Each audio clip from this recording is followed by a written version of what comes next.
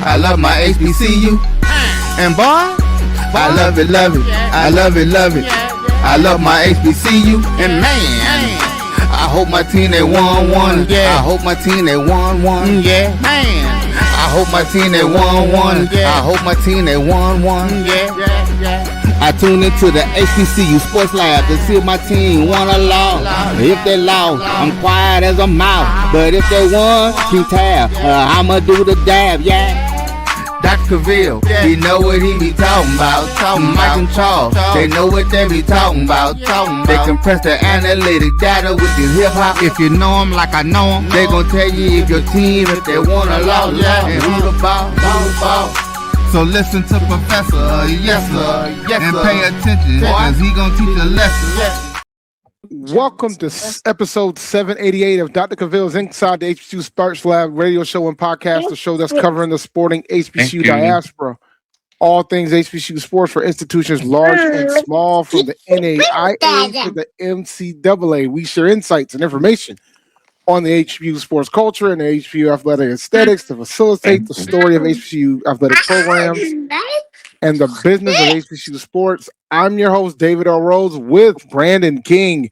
Our HU Pirate Ship, Tariq Wilson and Jeffrey Johnson are currently on assignment. We are filming from our home studios and sending a signal live to our KCUH 12:30 a.m. studios with the Texas Radio Hall of Famer, Ralph Cooper, in the beautiful home of Texas Southern University from Houston, Texas. Mr. King, how are you feeling today with your youngin? Other than the goldfish I'm being force-fed, I'm doing good. Look, man, she could be force-feeding you much worse things than goldfish, my man. But you gonna be having some camera. You gonna have some camera battles tonight. Yeah, I am. Because the button is red, and like when we be on FaceTime and stuff, she see that red button. It's like a bull to the matador's cape. She has to press it. All right. We have to do. No worries. We got a lot of things to discuss, man. It is March. It's tournament time. It's championship weekend, week. Yeah, we got some champions on the board, man. We got some more championships on the board. Mr. King, congratulations. Thank you. To your Tennessee State Tigers. Look, it's been a long time coming. Not for Nolan Smith. Well, that's why you bring in championship caliber coaches. That's why. Touche. And I'm going to say this, all serious. There have been a lot of first year coaches among the HBCU sporting landscape that have done a great job on the basketball side. But taking my blue and white allegiances aside, I'm going to say unequivocally that Nolan Smith was the best basketball hire in all of HBCU sports. And the proof is in the pudding. Not even close. The only person that has an argument would be on the ladies' side with Coach Tierra from West South Street. That's the only one that has an argument. Outside of that, it's not a debate. I mean, and I know we talked about it on last week's show, but even though a lot of the team is holdovers, the only scholarship that he actually to give out was to Dante Harris, who just happened to make second team All OVC. And is a former Big East most outstanding player of the Big East tournament. So, I mean, the caliber, it speaks to what he's been able to do in terms of kind of taking that program that was humming along, but was not able to get over that hump. And we saw this year they were actually able to do that. They have really, really caught fire in the right part of the season. You win 9 out of your last 11 conference games. So you're coming into the tournament playing your best basketball. You got the player of the year. You got 2 first team All OVC guys, and Aaron Akrum and Travis Harper. Akrum was also the OVC player of the year. You got a second teamer in You ate them all. You ate them. Actually, Raylan, share with your sister. Share with your sister. Thank you. See, it's okay. So yeah, so adorable. things are looking bright right now for the Tennessee State basketball program, at least on the men's side. Yeah, man, and it's big because I mean I know the big thing that's always discussed about the independents is not winning in the revenue sharing sport in the revenue sports, and you guys have already been able to do it within the last 2 years recently. So shout out to you. Like I mean, the best we got, somewhat close from a revenue standpoint, is the women that pulled it off last year in the regular season. So Yeah, but I think you guys got a pretty dang on good shot. So go ahead and punch a ticket to the big dance, man. One thing you got to win the tournament, of course. One thing I noticed is when I looked at the bracketology, it has you guys as an outright 16 seed. Y'all not getting in the playing game. Some people prefer the playing game because you still get the units with the win. But right now it's going to be HBCU on HBCU Prime the playing game if bracketology is accurate because Howard will be playing Bethune-Cookman in the 16 versus 16, and the winner of that gets to play Michigan. So, but they'll at least get their unit. They'll get a unit. But you guys will probably end up playing our, and that's ultimately due to the strength of the conference. Because OVC is considered a stronger conference than the MEAC and the SWAC. Yeah. CAA right now, UNCW is slated to be a 13 seed. So we'll see. I mean, I thought about it and tweeted, but I believe if UNC, Wilmington, Hofstra, or Charleston wins that tournament, they will probably keep that 13 seed. I think if anybody else wins that tournament, it'll probably fall to the 14 or 15 spot. I think if A&T somehow wins the tournament, we'll probably be in the playing game. With y'all. But overall, I mean, that you guys are sitting in a pretty good spot. Hopefully you guys continue to play your best ball and y'all get into the tournament. We get 3 HBCUs in the NCAA tournament, which would be good to see. That would be huge. That would be because I mean, looking at the draw, I think either way would shape out, advantageous to us. Because I don't think that there's anyone number one seed aside. I don't think there's anyone in that conference that I feel is head and shoulders better than us. I know on a given night you can get hot from 3 or whatever, but you can ask Edward Waters about that. Yeah, I really think they're playing so well on the defensive side of the ball. I think they can limit a lot of that, even when they're not able to necessarily kind of get out into their transition or even kind of force some of the turnovers that kind of facilitate that. They're long enough to be able to really create havoc on the defensive side of the ball for most teams in the OVC.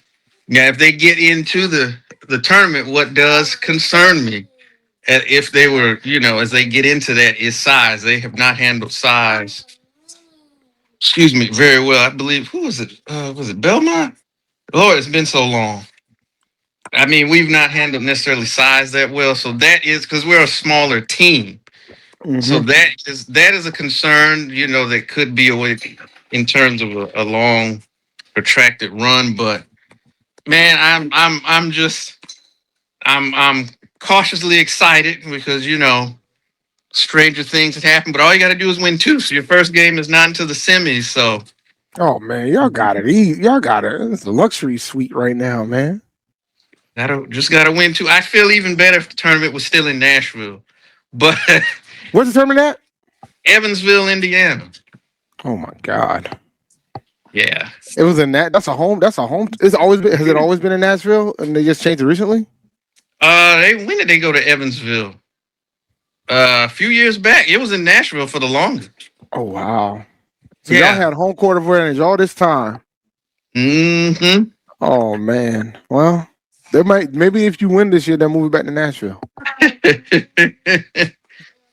I mean, this is no disrespect to Evansville. I'm sure it's a fine town, but considering the growth that Nashville has and what they've done in the downtown area, because they would probably, I would imagine, have it at Bridgestone. That's where they had it, and the municipal and then Bridgestone, Bridgestone municipal. I forget the order, but that's where they've done so much in terms of things to do just right in that vicinity. I mean, it'd be, it's a no brainer at some point to look to move it back to Nashville, just from that standpoint of you've got so many other things for your fans to do when the games aren't going on. Of course, if we stink in a few years, I don't care where they have it, but right now, while we're good. I don't think as long as Coach Smith is there, I don't think you guys are going to be bad for a while. No, He knows. It seems like he knows how to recruit and he knows how to coach. So I don't think you're gonna be. I don't think you're gonna be having that issue for a while as long as he stays good. Y'all better figure out a way to keep him. I can tell you that right now. Y'all better figure it out, bro. And see, look, I'm all, and I feel bad because I'm like pessimistic because I'm already thinking about that. Particularly if you have another year like next year, you know the bigger programs are gonna start coming around and kicking the tires, and then the clock is on for how long that we're gonna be able to keep them. And I hate to have to look at it like that, but unfortunately for our schools, that's a reality. You get a great coach in there, and you know that more times than not, the clock is ticking. Yeah. We gotta, Len. I'm gonna get to you, man, because we're gonna talk about y'all. We're gonna get to you, but we'll probably hit this up after the break. And but I have a question that I do want to hit right now. Postseason tournaments, man. If Tennessee State wins their tournament, then they're good. They're going to NCAA's.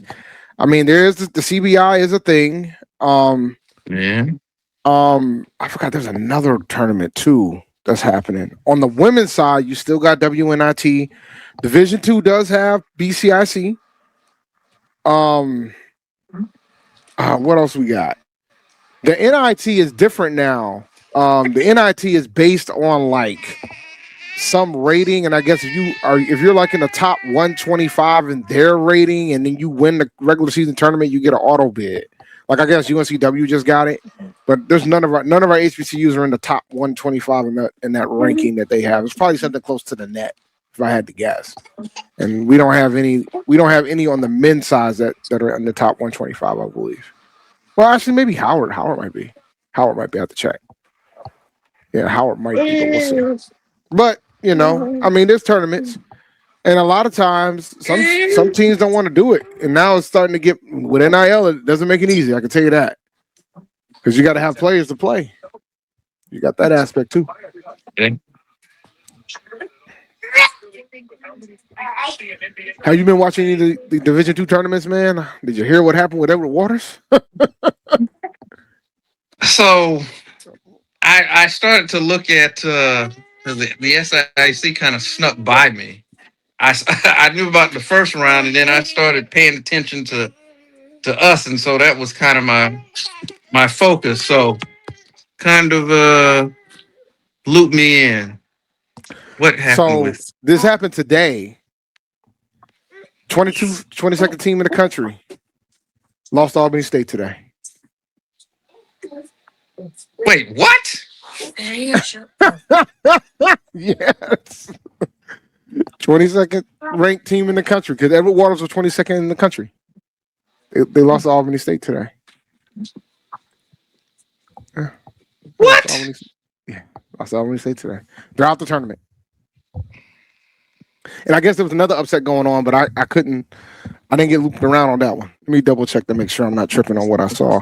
But nah, Edward Waters is already out of the tournament, an SAIC tournament. Wow. And I think the women were the ones that were ranked 22nd, if I remember correctly. Yeah, it was the women. It was the ladies.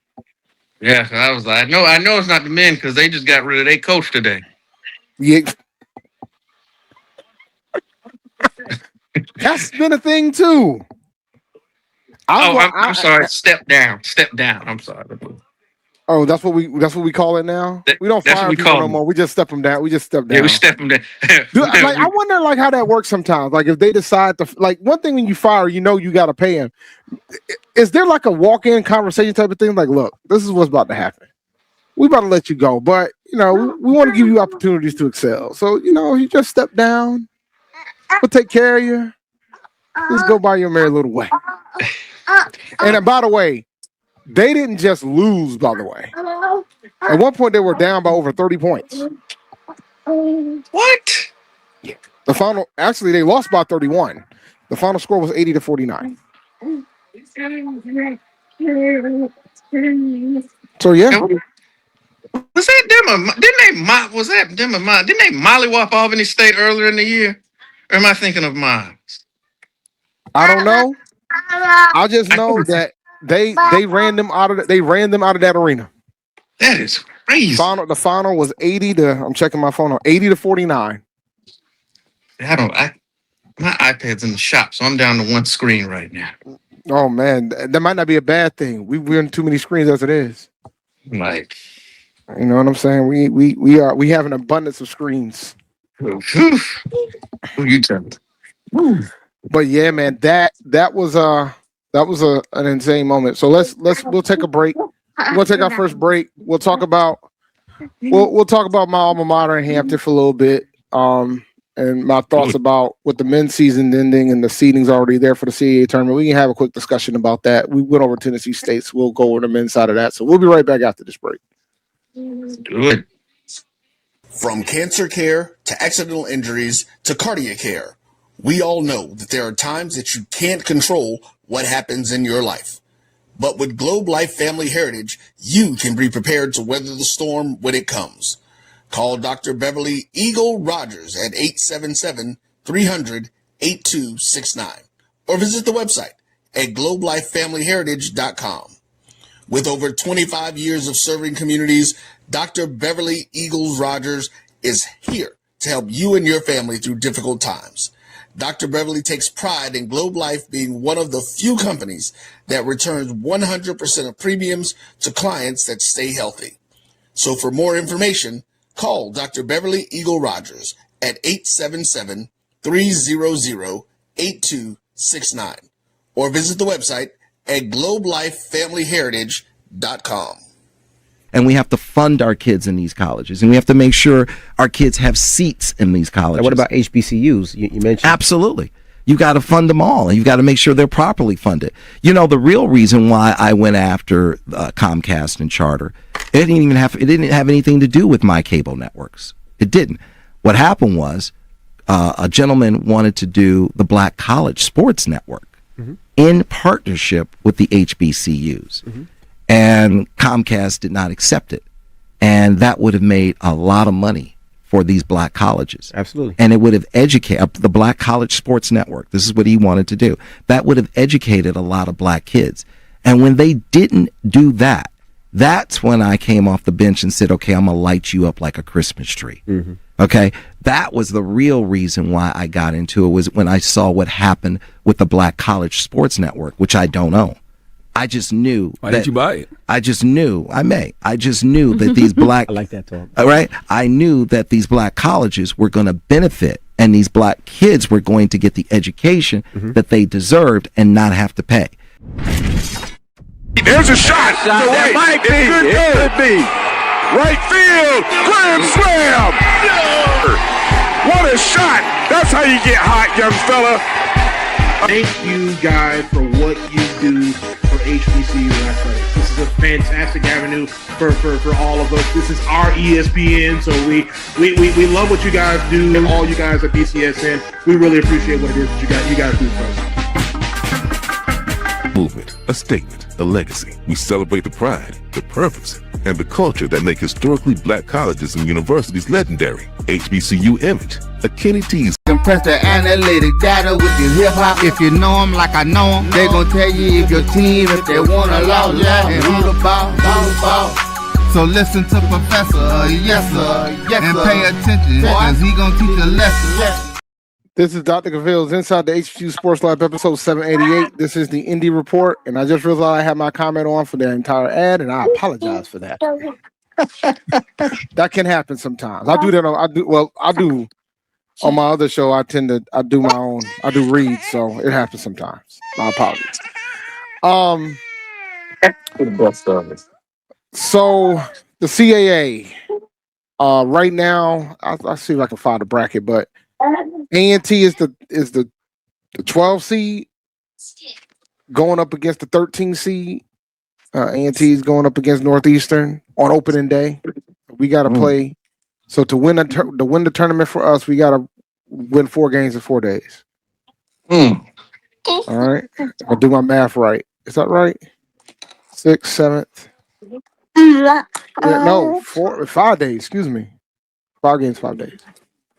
If I remember correctly, because 5 against 12. Thank you. No, 4 games, 4 games. I had it. 4 games, 4 days. I was right.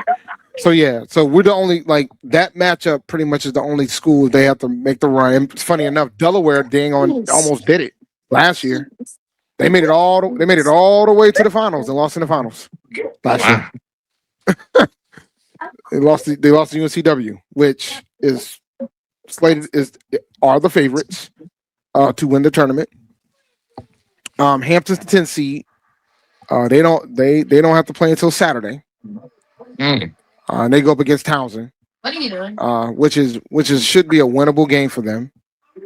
And after that, that's when it really gets into dicey. It gets to the like I can legitimately see A&T get to the semis. I could see it. Like I can see the legitimate path to get there, but then it ends against UNC Wilmington. Like it's just what it is. Yeah. Nah, it just because I think the big concern, the youth has been the big factor for us. We lost to Drexel on a buzzer beater. So if we make it past this point, we will play Drexel because they're the 5 seed. So if we beat Northeastern, we will play Drexel. And then after that, I think that's a winnable game. Then after that, it's, but if we do get there, we'll be on CBS. Yay. We'll be on because the semifinals and the finals are on CBS Sports Network. So if we get there, but we'll see. Now Hampton, on the other hand, they play Townsend in the first round. And then after that, I believe they have to play either Hofstra or Charleston. Let me pull up the bracket because I need to see what it looks like. Here we go. I'll let you guys see it too. Bear with me, guys. My apologies. While I figure this whole ordeal out. I can't blow the bracket up though. Oh, there it is. Okay, there's the bracket. I want the picture, but it's okay. I'll make it work. Give me 1 second, guys. I can make this work. Bear with me while I get this going.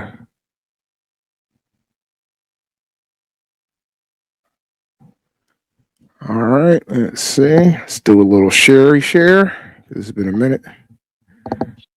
Share screen. Here's your basic bracket. The key games you can see. So yeah, A&T's got to play Northeastern. Then they have to go against Drexel. Townsend's got a tough one.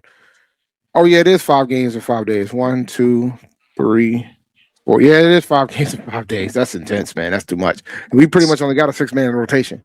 So it's going to be 6-7-man rotation. So it's going to be tough. He'll be running on fumes by the 3rd game. Yeah, man, it's tough. At least they're all at the same time. Then they get like a 3.5 hour rest if they can get that far. And by the way, Monmouth was a last second call too. So like if we could do damage. Like I think if we can get, but my concern is the way that we've been playing since the William and Mary loss, we could easily lose Northeastern too, and that'll be so disappointing. Yeah, well, it sounds like y'all been consistently inconsistent this year. God, oh my goodness gracious! You know, and But Campbell beat the brakes off of us in the finale. So I think our go ahead, man. I would say, I guess that comes. You said that comes with having a young team. Yeah, man. The best thing about freshmen is that the year after they're sophomores. So No, well, it all depends how you look at it, sir. Because the worst thing about freshmen is they can just hop in the portal. yeah, that is today's landscape. Yeah, That is true. And then that is the biggest challenge that we have. And I'm going to talk about it more on MD tonight after this show. But like one of the biggest challenges that we have right now at A&T in particular is the fact that we got to be able to compete from an NIL budget standpoint. And I know that all the discussion was about, hey man, we could just. It's funny on Twitter today. I was talking to another Aggie, and he mentioned the fact he was like, Howard went undefeated against the CAA, and I don't think they have an NIL budget as much as us. And I'm like, yeah, they do. Yeah, they do. They. I was like, their budget dwarfs anybody else in the MEAC. And they dwarf ours too. Yeah, they do. It's like, they matched. They had a kid, I can't remember his name right now. The kid who hopped in the portal and ended up at Creighton. They matched him. They matched it. It was just at that point it came down to Big East versus MEAC. It wasn't because of the money. All right. They matched them. So we can't match that. Okay. And most HBCUs cannot, contrary to what they can believe it if they want. But so I can safely say that they have a much higher NIL budget than us. We're at $300K, and that's just for basketball. And you got UNCW that's in the $2 to $3 million range. You got Charleston in the $2 to $3 million range. Even Towson has almost $1 million. They got 800,000, and that's just for basketball. I don't even include, the other sports they might be trying to pay some other student athletes with. It is a different type of ball game when it comes to this. So it is. I mean, they 10 times in y'all. One of our best players went to UNCW to be a six man. Like I'm just I want to try to give the perspective for you guys so you can understand. He went to UNCW. He went from A&T to UNCW to be the six man. He comes off the bench. All right, and they're paying him six figures to come off the bench. Like I just want to give you, I'm just trying to get you an understand. I want the audience to have a perspective of what we're dealing with here. So we had that discussion about the freshmen and everything else, so that's why I'm trying my best to give Coach Ross grace because I know he's doing a lot with a little because he can recruit. The roster that he recruited has got some phenomenal. There's some good talent on this roster. So I know if these young men come in there and play their best ball, they could get to the semifinals. They could beat Drexel and Monmouth. There's no question about that. They lost to those two institutions on last minute buzzer beaters. Both of them. I believe if I remember correctly, these are the back-to-backs. This is the ones they lost to back-to-back. So back-to-back games on buzzer beaters. So. Yeah, right. Man, like you alluded to, it's not a matter of can you get them, can you keep them? Mm-hmm. That's a fact, Jack. But to bring the bracket back up to talk about Hampton real fast. Yeah. Townsend's winnable. I think Charleston's going to be the rub here. Charleston's going to be tough. Yeah. Charleston's going to be tough. Like, I honestly would have rather if we could have figured out a way to get to the 11th seed, I would have felt more comfortable here. Let me slow this down. Because for some strange reason, A&T has Hofstra's number, and they've been having Hofstra's number since they've been in the conference. It's kind of weird, but they do. So I would have felt comfortable sitting here too. I didn't want no parts of this. Charleston's been beating us up pretty bad, but but they do have Hofstra's number, which is interesting. But that's that bracket. And I like you got like a 2-day wait, right? Before y'all gotta play anything. Yeah, they would not play. They play Friday at 7. So you have no idea who y'all playing. Let me see if I can pull up the OEC bracket up real fast. Not yet. I feel like it. Well, I don't. I was trying to figure it out in my head who it might be. Man, it could be anybody, man. The only person you know it won't be is the 2 seed. But it's like you just gotta wait this one out because. Thank you. You feel better for them, and you're gonna take it off. Here you go. I found your bracket. Let's pull it up, shall we? There you go. Thank you, G.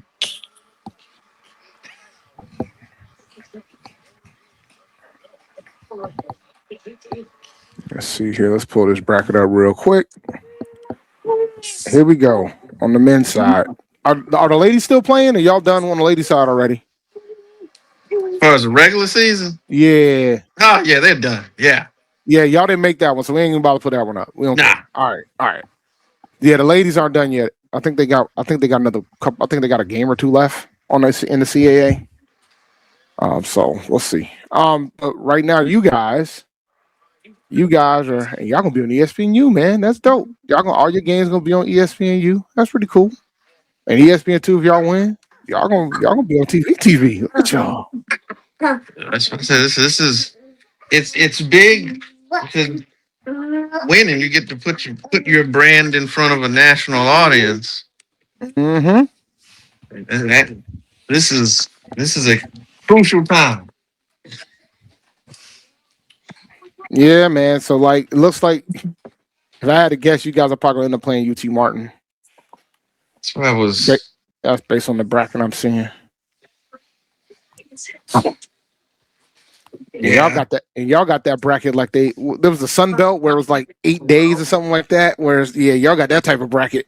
But that's good, man. You reward the teams that are like at the top of the heat. Yeah. That's what you should do. I mean, that's exactly what you should do. But yeah, man, hopefully you guys can pull it off. No rust. Just get in where you fit in and make it happen. Yeah. If I could have talked to Coach, that would have been my one question, because when you're in such a rhythm like they have been, it's that whole rest versus rust thing. You want to just play quicker because you're already you're locked in. You're in that rhythm on both sides of the ball. But I guess it is what it is in that standpoint. So, maybe there's a few guys that might just be slightly banged up. I don't think. Well, Khalil London's not going to be back. He did something. He has a knee injury, so he's probably done for the year. Which is somewhat of a blow, but outside of that, I mean, haven't had any major injuries. Knock on wood about that. So if there's any little bumps and bruises, I guess you can take these few days off to kind of heal up and be at full strength as much as you can going into the tournament. But yeah, things are. If they take care of business, things are set up for them to, at worst case, be in the championship game. Mm-hmm. That's what you want. I thought even last year they had a legitimate shot. They just could not get over the hump. It was a pretty close game. They just could not make that one play they needed to really, get within really striking distance to put the pressure on them. But I said you get to this point and you don't want to be that oops in the tournament. You don't want to have that type of game. And I was really impressed with how they came out in the season finale, because that's the biggest game in program history in the past 30 years. and their approach was where it needed to be. They didn't let a moment like that get to them. They just came in like it was a normal day at the office and took care of business. So what that says to me is that Coach Smith and his staff really are doing a great job of getting those young men locked in and focused on what they need to focus on. So from that standpoint, I'm not worried about necessarily the tournament moment being too big for them. As far as I'm concerned, it's just a matter of them going out and executing like they have been for this 11 game stretch. So we'll see. I know when one of us, I feel like when one of the independents or when we're making a run, I feel like we have the eyes of all of the HBCU landscape kind of looking at us. They do, bro. It is, man. Like the WNIT run that the ladies did, they were looking at us pretty heavily there when we won the first women's basketball chip. They were looking at us like they were disappointed in us when we didn't win the tournament. They look at you, bro. That's just what it is. Yeah. It's something fresh and new because they don't expect us to be. There's a pocket of folks who don't expect us to be successful there. They're rooting for us, but they don't expect it. Yeah. And then I think you got another segment that then if we fall short, they're going to be like, see, that's what you get for leaving. That's what you get for not being here. Like Leonard said, man, get about them going back to the Soul Food Conference, the SWAC and the MEAC. But the reality is, I don't think Tennessee State is trying to go to the SWAC and the MEAC anyway. Because here's the thing. If your argument is now that we're not competitive, you can look and say, well, look, we just a year ago we won our conference in football. We won our conference in basketball this year. A couple years ago, we won the conference tournament in volleyball. So it's you don't even have that to fall back on anymore. If that's your rationale of why we need to leave. I mean, there's reasons to leave the OVC, but there's reasons that ain't the one though. That's not the one. But besides that, like what? I'll say two things, and then we're gonna go to break because I want to talk about the MEAC and SWAC basketball before we close. There's two things you need to consider. If you want to talk about football, Hampton almost beat the second best team in the SWAC last season in football. They didn't win a single conference game in the CAA. A&T right now is 12th in the CAA. They are the 12th seed for the CAA tournament. They went 4-1 against the MEAC this year. The only loss they had was against Howard, and it was less by 5. It was around 4 or 5 point loss. Like we beat some of the top teams in that current conference right now. Yeah. On that note, I'm going to break. Let's do it. For over 30 years, HBCU Image has been more than just an apparel store. We've been a movement, a statement, a legacy. We celebrate the pride, the purpose, and the culture that make historically black colleges and universities legendary. Whether you're a student or a lifelong supporter, our gear lets you wear your HBCU story with confidence and style. Because when you wear HBCU Image, you're not just wearing clothes. You're wearing culture. You're wearing pride. You're wearing purpose. HBCU Image, a Kenny T's company. From cancer care to accidental injuries to cardiac care, we all know that there are times that you can't control what happens in your life. But with Globe Life Family Heritage, you can be prepared to weather the storm when it comes. Call Dr. Beverly Eagle Rogers at 877-300-8269 or visit the website at globelifefamilyheritage.com. With over 25 years of serving communities, Dr. Beverly Eagles Rogers is here to help you and your family through difficult times. Dr. Beverly takes pride in Globe Life being one of the few companies that returns 100% of premiums to clients that stay healthy. So for more information, call Dr. Beverly Eagle Rogers at 877-300-8269 or visit the website at globelifefamilyheritage.com. Are you hungry for authentic Caribbean food like jerk chicken, oxtail, red snapper, shrimp, tofu, and rasta pasta? Well, find your way over to Mango's Caribbean Restaurant, 180 Auburn Avenue, right next to Royal Peacock in downtown Atlanta. Them belly full, but we hungry. Mango's Caribbean Restaurant, open daily from 11 a.m. to 10 p.m. And on Friday and Saturday, we're open till 4 a.m. Come to Mango's and put some spice in your life. So we've got a good thing going. Mango's Caribbean Restaurant, 180 Auburn Avenue, right next to Royal Peacock in downtown Atlanta. For more info or directions, call 404-698-3992 or log on to mangoscaribbeanrestaurant.com. For instant coupons, text MANGOS to 313131. Tell your mama hungry, papa hungry, brother hungry. Mango's Caribbean Restaurant, authentic Caribbean cuisines. Open up the door, tell your mama hungry. You're looking for the latest information on Southern University sports, the Southwestern Athletic Conference, and HBCU athletics. There's only one place to go. Tune in to the Carlos Brown Show, exclusively on the Black College Sports Network. Compress the analytic data with your hip hop. If you know them like I know them, they gon' tell you if your team, if they want a lot, and who the ball. So listen to Professor, yes sir, and pay attention, cause he gon' teach a lesson. This is Dr. Cavil's Inside the HBCU Sports Lab, episode 788. This is the Indy Report. I'm here with Brandon King. All right, man. So the SWAC and the MEAC are still playing basketball games, I believe.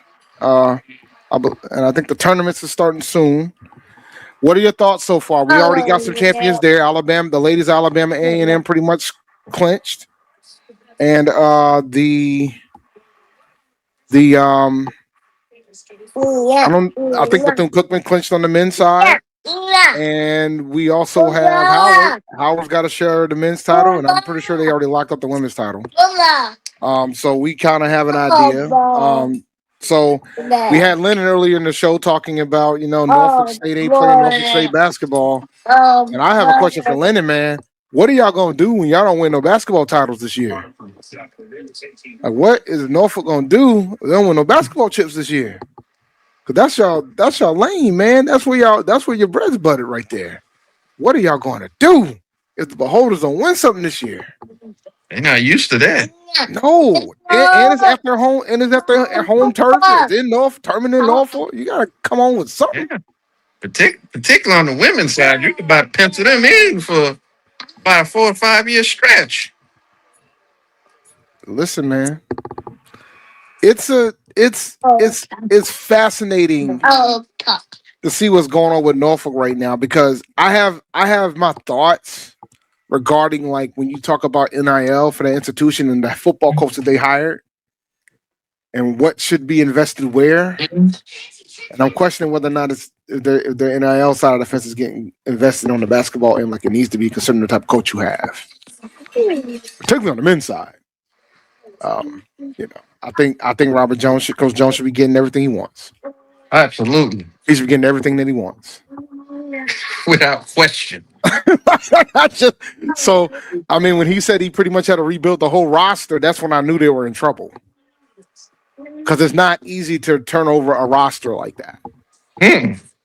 So, and Howard is, they know how to reload, and they got NIL money to get who they need to go get. They do. And that's what they're doing. And I ain't going to talk about the ladies, man. The ladies they're another level at this point. They the best women's basketball team in HBCU. And some people are trying to convince me that it's close, but I'm not sure that it is. They running through the MEAC like a nicely hot butter.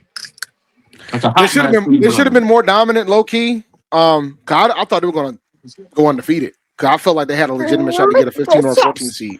That's how good I felt they were. That's how good I thought they were. They're so suffocating defensively. They can do what they want to do offensively. That's how good I thought they were. Yeah. The only thing, I think, when you have a team like that is clearly head and shoulders above the rest of the conference, and I can't speak because for other major conferences, you know, you have a number one team and say in the ACC, they slip up in the tournament. You know, they're not only going to get into the tournament, they're still going to get a favorable seed. Mm-hmm. But for us, our league, we're one bid league. So in instances like this, you want your best team to get into the big dance. That's why y'all bracket looks like that. Yes. That's why the OVC bracket looks like that, because they're trying to get their units. They can't afford for some random bottom feeder. All due respect to the bottom feeders, because chaos can happen. And I like chaos in tournaments. Well, they can't afford to let a bottom feeder get down there and not get no units for the school. Yeah. Like, you know, because going back, looking at the CAA bracket, it's been a while since they've been a 2-bid league. And they might.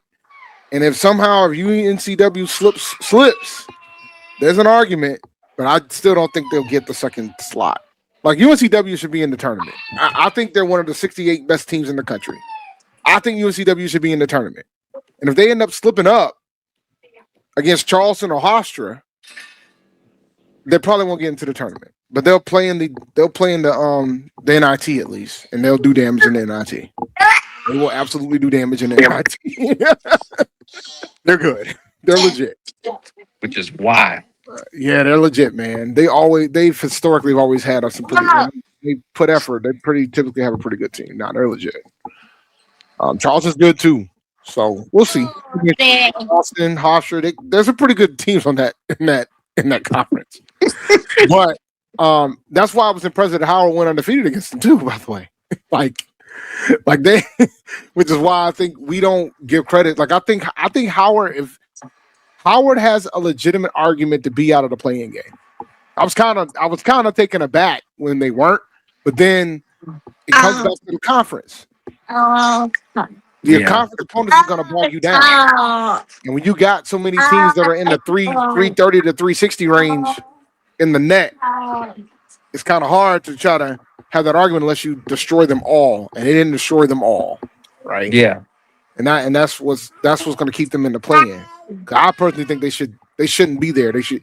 I think if they would have had a better showing in conference play, they probably should be arguing for a 15 seed. I fully agree. Yeah, but then when I make a comment about some of these teams in that conference, I'm the mean guy. I'm the bad guy. I'm the bad guy. Same thing with the SWAC. I think Bethune-Cookman's very talented, and they don't deserve to be in the playing side. But to be fair, they have dropped a couple games they shouldn't have dropped, which is a factor in this situation too. But it goes back to what the strength of the conference is. Yeah. Let me tell you something, man. Emmett, all due respect, this ain't this type of year. Shoot. We can still hear you though. Yeah. This ain't this type of year, sir. Nope. This ain't this type of year. Nope. When Johnny Jones did it for Texas Southern, it was because of injuries, and they came back when it was time to come back. Then they did it. But no. This ain't that type. Coach Jones got a young team. They got a young team. They got a lot of folks that's trying to mesh. It's tough. This ain't one of those. This ain't that. There's a lot of things, but it ain't that. Wow. I watched was it Howard and Coppin the other night, and I don't think Norfolk's beaten that particular team. That the way they play. Oh no, I can't see it. No, sir. I can't see it. Now it's tournament. It's wild things that can happen, but I don't see it. And I'll say, hats off to Coach Jones. He's done a tremendous job, because I don't think there's not a lot of people who saw them even being in the position that they're in this season. But I mean, Howard is just not from what I saw. Not from what I saw. And I tell you, teams, we talk about the top teams, the teams that surprised me with how much they stink this year was Delaware State. They lost one of their players to the gambling thing. And see, I haven't I think part of I hadn't been able to get on some of the MEAC basketball calls this year and talk to some of the coaches, but I don't know if it's injuries, but I watched them play South Carolina State the other day. I mean, they're like 1-4 or whatever, and 1-14 or 1-11 in conference play. Let me see. They're like 5-8 this year. It's bad. And last year, I said it so many times that I thought Stan Waterman had done such an incredible job, and that I thought the program was trending in the right direction. But they're 1-12 in conference. They're 1-12 in conference. How many teams in the MEAC you think have a winning record? Overall winning record. Overall? Yep. Let's see. Maybe 2. Howard is 20-10 overall. Norfolk State is 15-15. I'm not even counting them, but those are the only 2 teams with winning records in that conference. 1. So just 1. I don't want to. I'm afraid to look at the SWAC, but that is a nice little. That is why your tournament champion will be in the play-in. That is correct. All right, let's play the same game. How many SWAC teams? Now 12 teams in the SWAC. How many SWAC teams you think have winning records? Overall winning records. I would say Bethune. Let's see. Bethune. Oh. Without it, I'm going blind. I would say I'm thinking 3, but no more than 4. It's 2. 2. Bethune and Alabama A&M, the only teams with winning records. That was my 2. I thought Alabama State might have had a winning record. What's their record? Alabama State's 10-20, 7-10 overall in conference. 7-10? Hey, that must be thinking of winning. Wow. There's a 4-way tie right now for second place in the SWAC. They're 10-7. They're all 4 teams. Alabama A&M, Southern, FAM, Texas Southern. All 4 teams are 10-7. But the only one with a winning record was Alabama A&M. Southern's 14-16. Alabama A&M 13-15. Texas Southern is 12-16. But Bethune and Alabama A&M are both 17-13. Now I will say this, and we're running into the orangey strike zone. I will say this. I think Bethune is by far the best team in this conference. I don't think it's close. I don't think it's close. But I will also say a lot of the reasons why some of these schools don't have winning records because of the schedule that they play. They play a lot of Power 4 programs, which is unfortunate based on how they have to schedule in their out of conference play. But, to be fair to them. But yeah, man, winning records are hard to come by. But, most of them got better records than A&T, so props to y'all. I think they do. I gotta check, but yeah, I think we got 11 wins, 12 wins, I believe. But all right, let me go ahead. Any last thoughts before I run the outro? No. Been a great HBCU basketball season. It's coming down to it, so I'm looking forward to seeing how some of these tournaments will shake out, and we'll have a lot more to talk about in the week to come. Absolutely, man. All right. Let's go and get out of here. ONG Strike Zone's next, guys. So make sure you guys tune into that as well. Thank you for listening to Inside the HBCU Sports Lab. Make sure you share our podcast with your friends and colleagues. We look forward to next week as we discuss the latest news in the lab. Make sure you go to sneakershoptalk.com and check out some of his Brandon's articles. And you can follow me on Twitter at champd1012. You can follow Dr. Kenyatta Cavil on Twitter, Facebook, and Instagram. You can follow Inside the HBCU Sports Lab 1 on Facebook and Inside the HBCU Sports Lab on YouTube. Dream big and continue to move forward. We'll talk to you soon. Brandon. Of course. Lecture dismissed. Peace, guys. What independent?